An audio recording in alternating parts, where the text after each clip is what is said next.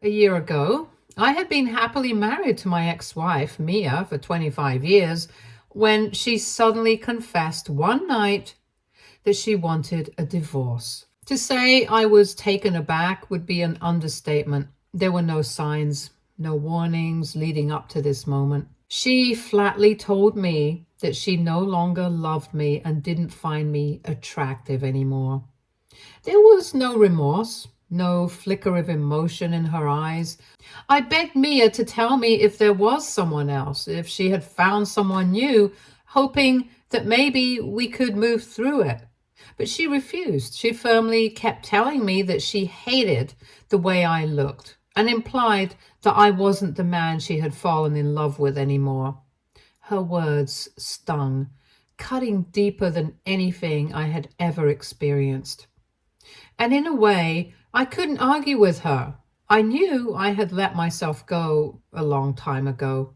When Mia and I first met, I was the top of my game.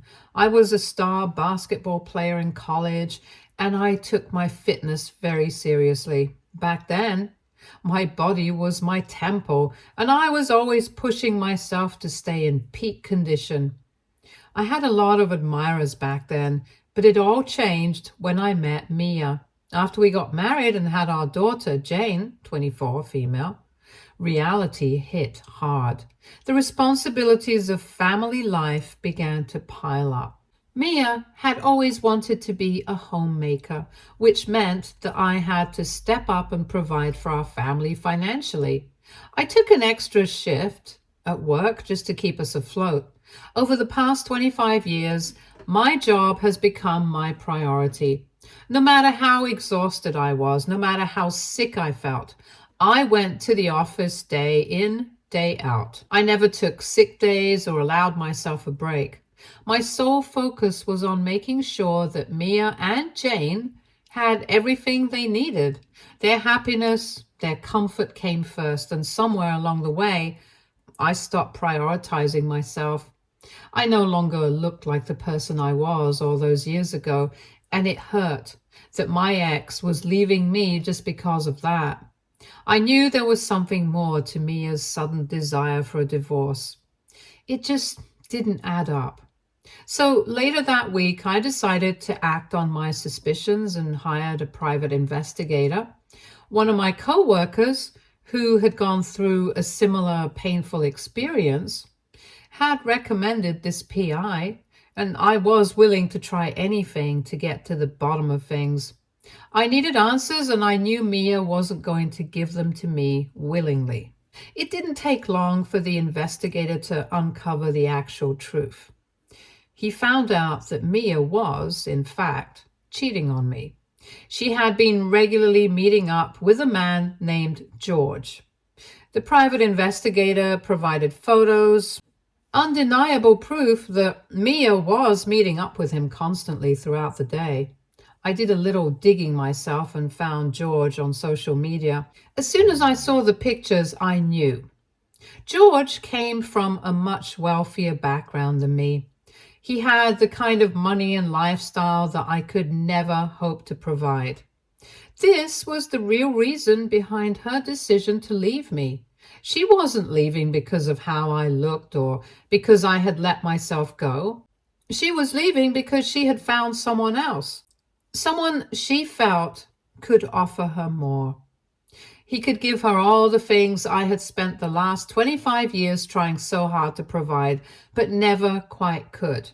It felt like all my efforts, all my sacrifices for all these years were meaningless now that she had found someone with a bigger bank account. While the PI continued to gather more information, I wanted to get my own proof as well. So one night, I waited until Mia had fallen asleep and checked her phone. My hands shook as I scrolled through her messages, taking screenshots of the conversations that confirmed what I already knew. The texts between her and George were graphic and disturbing. My ex-wife had told him in detail about how much she had come to hate me and how she didn't like being seen around me. Mia had wished she could have left me sooner, but obviously She never could until she had found someone else. I was sure I had everything then and that this evidence would come in handy during my divorce. But a week later, the investigator sent me some new photos and provided me with some new information that had me reeling. He informed me that my daughter, Jane, knew about my ex-wife's affair and regularly met up with the guy. He showed me pictures which showed Jane meeting up with them. She looked happy and comfortable around George, which led me to believe that this affair had been going on for a long time. Clearly, both ex-wife and daughter knew what they were doing. I was floored. Did they plan to keep cheating on me and only break the news now that they both had everything? For some context, just before Mia announced that she wanted a divorce, I had made a huge financial decision. One that, at the time, felt like the right thing to do as a father. My daughter, Jane, had always dreamed of owning a house, something she had been talking about for as long as I can remember.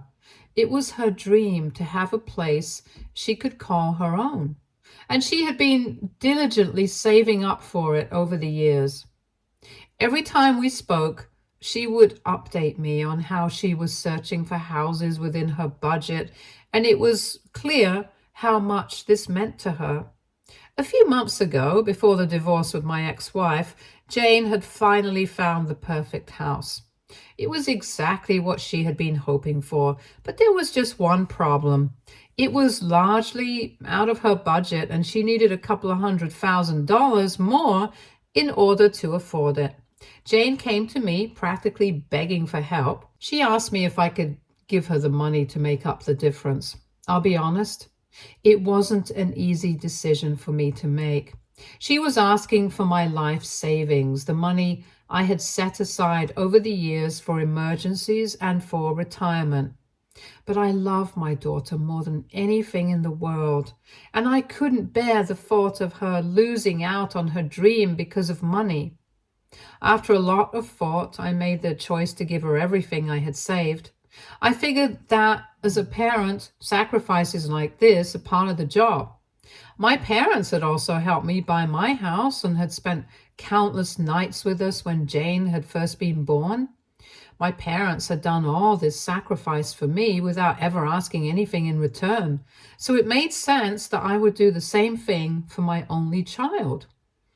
I wanted Jane to be happy, and I believed this house would be the key to that. When I gave her my life savings, I asked her to not only use it to buy the house, but also use the rest of the money on renovations, since the house was an older property and would definitely need work. I didn't want her to be in a situation where she was house rich but cash poor, struggling to maintain a home she couldn't afford to fix up. I also thought that by giving her a little extra, she'd have a safety net in case anything went wrong. At the time, I convinced myself that this was just money, and I could always earn more. I knew I'd be working for the foreseeable future, so I figured I'd eventually rebuild my savings. What mattered most to me in that moment was seeing Jane's dream come true. My daughter was over the moon when she finally got the keys to the house. She couldn't stop crying in my arms and thanking me for everything. This was why I was shocked when I discovered that Jane had been willingly meeting up with George behind my back and already knew about her mother's affair. Of course, after finding out about everything, the affair, the lies, I couldn't just sit with it in silence.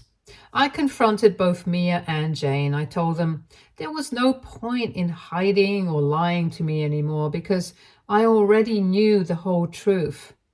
When I first brought it up, Mia's immediate reaction wasn't guilt or remorse, it was anger. She was furious that I had hired a private investigator to follow her around as if I had wronged her in some way. But I wasn't having it. I told her that if anyone had the right to be furious, it was me. She had been sleeping with another man behind my back, betraying the trust I had placed in her throughout our marriage. Her outrage only confirmed what I already knew. She had no respect for me anymore. Then I turned to Jane. She stood there looking embarrassed, clearly avoiding eye contact with me, her guilt written all over her face. It broke my heart to see her like that.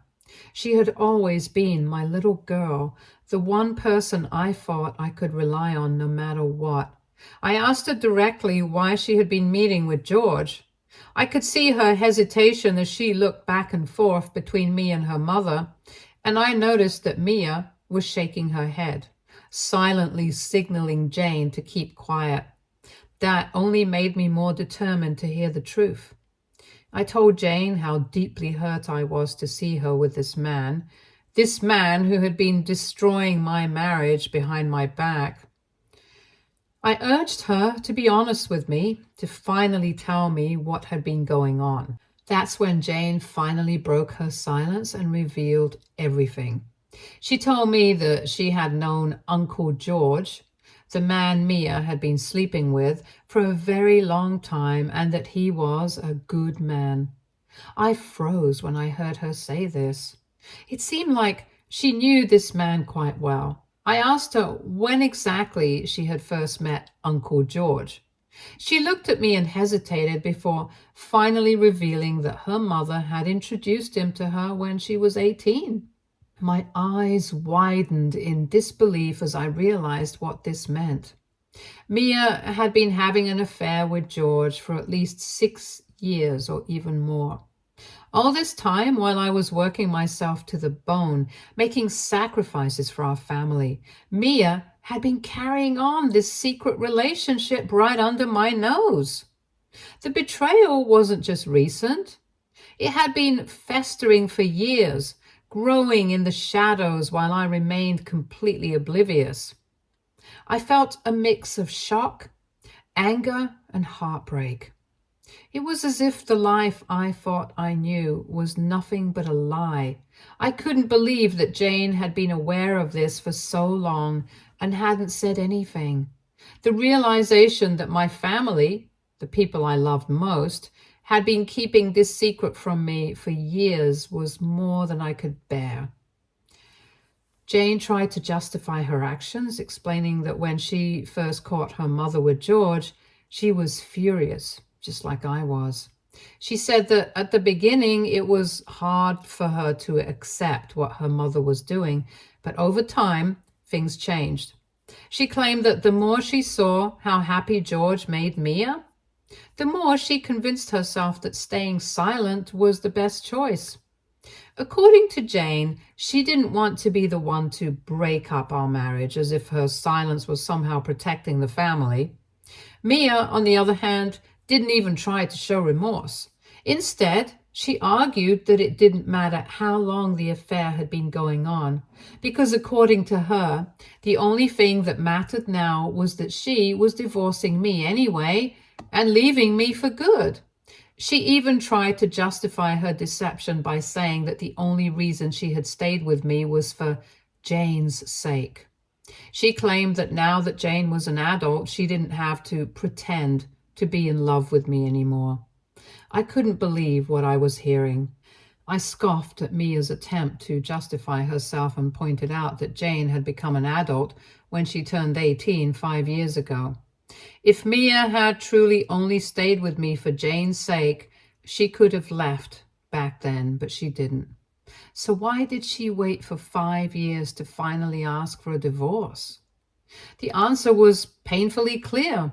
Mia wanted to make sure that this man, George, would fully commit to her, that he would take care of her financially and emotionally before she decided to leave me.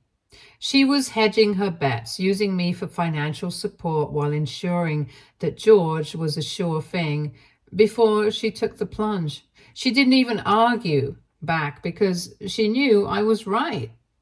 I then turned to Jane and told her that while this entire situation was her mother's fault, I blamed her too. I then turned to Jane and told her that while this entire situation was her mother's fault, I blamed her too for being such a coward. She could have told me the truth at any point in these 5 years, but instead she chose to side with her mother. I accused her of loving her mother more than she loved me, despite the fact that Mia clearly was not a good parent to her. I was the one who went to work every day, who sacrificed my time, my energy, and my health to provide for our family, loyally for all these years, while Mia enjoyed a life of comfort and carried on her affair behind my back. I reminded Jane of the fact that I had given up my entire life savings to help her buy her dream house. And yet she hadn't even blinked when she took my money, fully aware of the lies and betrayal going on behind the scenes. Jane started to apologize, her voice shaky, but I was too angry, too hurt to hear any of it. The weight of the betrayal was suffocating. I couldn't stand to be in that house any longer, so I walked out, leaving both of them there. As I left, I told Mia to make sure she was gone by the time I came back. I didn't want to see her face again after what she had done. I have to admit that I felt so used at the moment. I had given up my financial security for my daughter, while she and her mother had been clearly just using me. When I returned back home later that night, both Jane and Mia were gone. Fast forward to when our divorce was finalized. Mia, who had been fighting tooth and nail to get alimony, lost her case. The evidence I had gathered, the affair, the lies, was undeniable, and it worked in my favor. Since Jane was already an adult, I wasn't responsible for child support either. I walked away from the divorce without owing Mia a dime, and that infuriated her. She was livid, accusing me of leaving her without any financial security. She went on about how it was her right to get money from me, saying she had given up her entire life to take care of our home and feed me over the years. As for Jane, she had stopped talking to me after I had confronted her about her mother's affair. She had clearly sided with her mother during our divorce. She had made no efforts to reach out or even apologize. I had decided to give her space and thought that over time she would come around on her own. However, after Mia and my divorce were finalized, Jane sent me an email that felt like a knife twisting in my gut.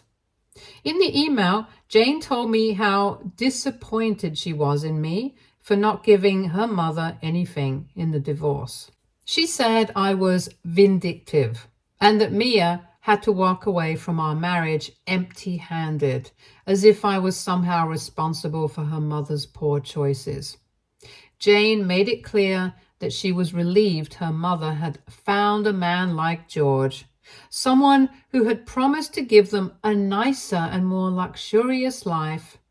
It was almost surreal reading her words. She sounded like a stranger, no longer the daughter I had raised, but someone who had fully aligned herself with her mother and George. Jane even wrote that these past few months without me in their lives have been stress-free. She said she enjoyed being around George and went as far as to call me a failure for not giving her and her mother a better life. Jane ended her email by saying that she never wanted to speak to me again. I remember just staring at the email, unable to process the weight of it.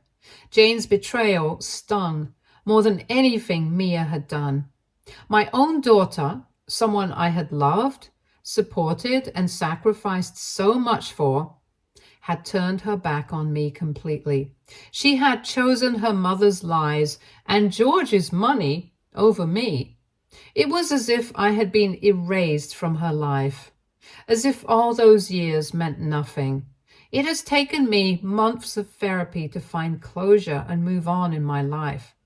I have cried and fallen down several times, but thankfully, my friends and family have never left my side. After the email, I have been in no contact with my daughter and learned to not miss her anymore. I feel like I have made a lot of progress in my life, which is why yesterday, when my daughter showed up at my door out of nowhere, I was genuinely taken aback. She looked like a mess. Her eyes were puffy and red, and it was obvious she had been crying. She asked me if she could come in and we could talk. For a moment, I hesitated. After all that had transpired, I wasn't exactly comfortable with the idea of letting her in. But I also was worried about her safety. No matter what had happened, this was still my daughter, and a part of me wanted to hear her out first before I made any decision. So I stepped aside and invited her in. We sat down. I asked her, plain and simple, what she was doing at my doorstep after all this time. That's when Jane started to talk, her voice shaky at first, but soon she admitted that I had been right all along, that she had been foolish not to see things for what they were. She called her mother the devil, as she went on to explain that after my divorce from Mia, things had taken a turn for the worse in her own life. Mia and George had moved in together and were planning to get married soon, but things weren't as rosy as she had once thought. George, as it turns out, had kids of his own from previous marriages, and Mia was now bending over backwards, trying to win them over. Jane told me how her mother now barely acknowledged her existence since the stepkids came into the picture. Mia had become consumed with pleasing George's kids, doing everything she could to be accepted by them. Jane described how her mother had all but abandoned her emotionally, spending no time with her and making it clear where her priorities lay. George's kids, as Jane explained, did not like Jane. They were very unpleasant to her and made her feel unwelcome. Jane described how on multiple occasions, George would host dinner parties, inviting all his kids except her, conveniently leaving her out. She felt completely rejected by the people she had once thought would become part of her new family. When Jane confronted Mia about the blatant favoritism, Mia brushed her off, telling her that George's kids deserved love and attention since they were still kids, unlike Jane, and even going so far as to scold Jane for being so needy. At this point, Jane was in tears. She confessed that she had used some of the money I had given her, the same money I had sacrificed my life savings for, to help out her mother whenever she could. Jane had bought her mother gifts as well as things for George's stepkids, hoping to win their approval and stay relevant in her mother's life. But now that the money had dried up, Mia's true colors had shown. With nothing left to give anymore, Mia had cast her aside like she was nothing. Jane realized that Mia didn't really care about her. She only cared about what she could get from her. Jane told me how for the past year she had come to realize that everything I had told her a year ago was true. Her mother was selfish, manipulative, and only concerned with money. Mia had no problems using everyone around her, me, Jane, and now George, for her own gain. And once people had outlived their usefulness, she moved on without a second thought. I couldn't help but feel sorry for Jane as she sat there pouring out her heart, finally realizing the harsh reality of the choices she had made. She had been a fool, and it had taken her this long to learn that painful lesson. But despite the pity I felt for her, I also knew deep down that things could never go back to the way they were. The trust between us had been shattered beyond repair. When Jane, through tears, asked if I could let go of the past and forgive her for everything so we could start things over, something inside me snapped. I laughed at her face out of sheer disbelief. The audacity of it all, after everything she and her mother had put me through. I shook my head, still half amused by the absurdity of her request, and told her the plain truth. There was no forgetting what had happened. I couldn't just erase the years of betrayal and hurt as if they hadn't existed. I reminded her of how she had kept her mother's affair a secret from me for years, all while taking money from me for her own benefit, pretending that everything was fine. That wasn't something I could ever forgive. I told her bluntly that in that respect, she was truly her mother's daughter. Manipulative and self-serving, she had inherited that trait from Mia, and I wasn't going to let her walk back into my life now, pretending like none of it had happened. I made it clear that she had chosen her side during the divorce. When the dust settled, she had stood by Mia and George, and now she would have to live with the consequences of that decision. I told her flat out that I had no loyalty left for her anymore. I had spent years sacrificing for her only to have her betray me. That trust was gone, and there was no rebuilding it. Jane tried to argue, probably hoping to appeal to whatever paternal instinct was still left in me. But I was done. At the end of the day, she was an adult and she needed to learn how to solve her own problems. Running to me for help only when things went south with Mia and George wasn't going to work. I had made peace with the fact that she had chosen them over me. And now she would have to live with the consequences of that decision. I shut her down quickly and asked her to leave my place. I didn't want to hear any more about her problems with Mia or George. Frankly, I didn't care. She had made her bed and now she would have to lie in it.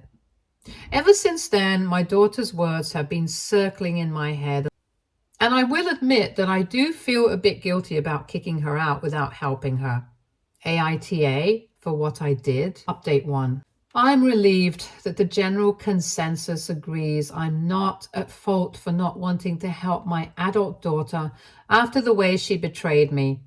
I'm sure my daughter already knew about George's stepkids, but maybe she was always reassured that things could work out between all of them.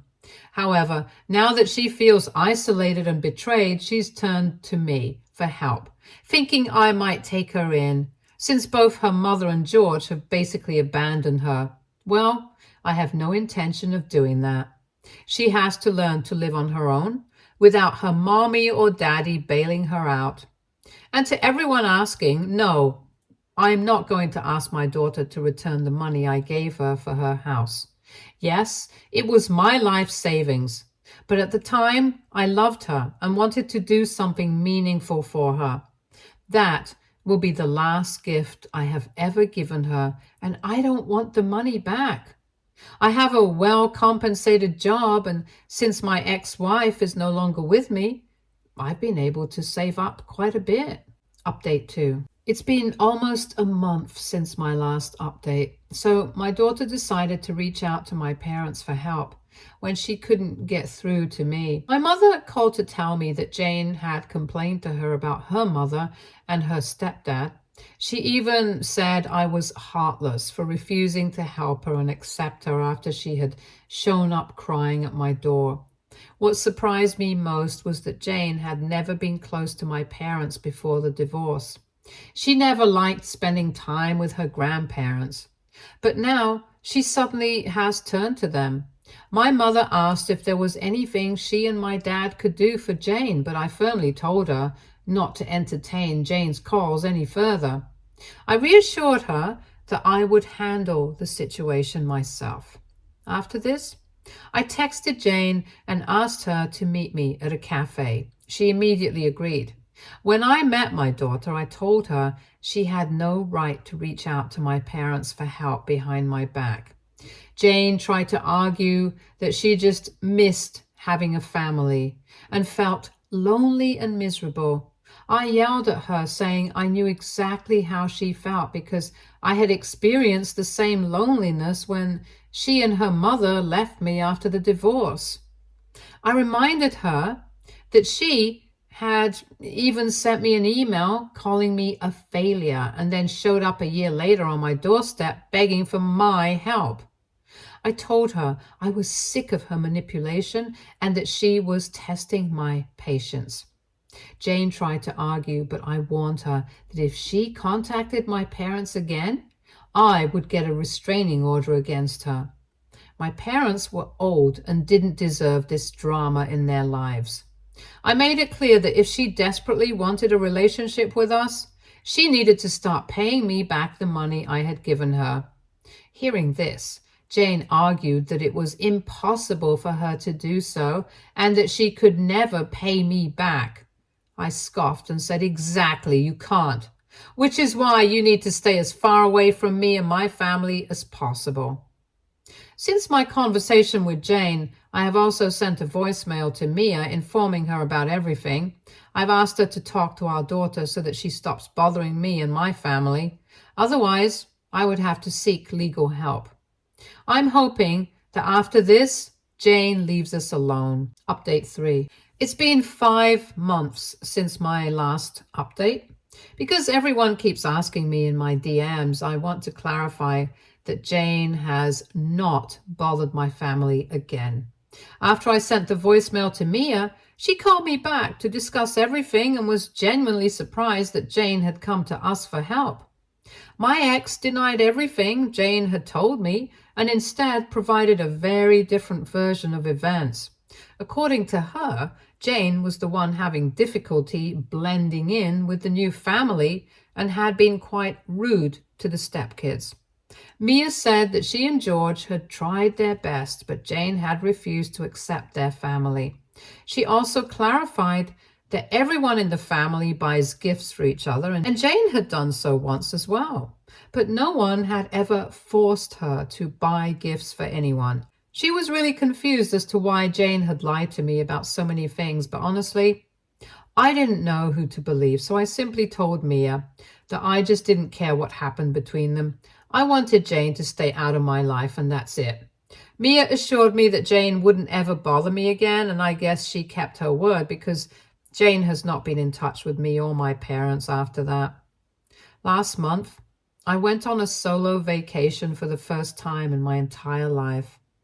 I was so nervous at first, but then I really enjoyed meeting new people and experiencing a different culture. Life's good, and I have no complaints at the moment. Stay tuned for more stories from our girl relationships.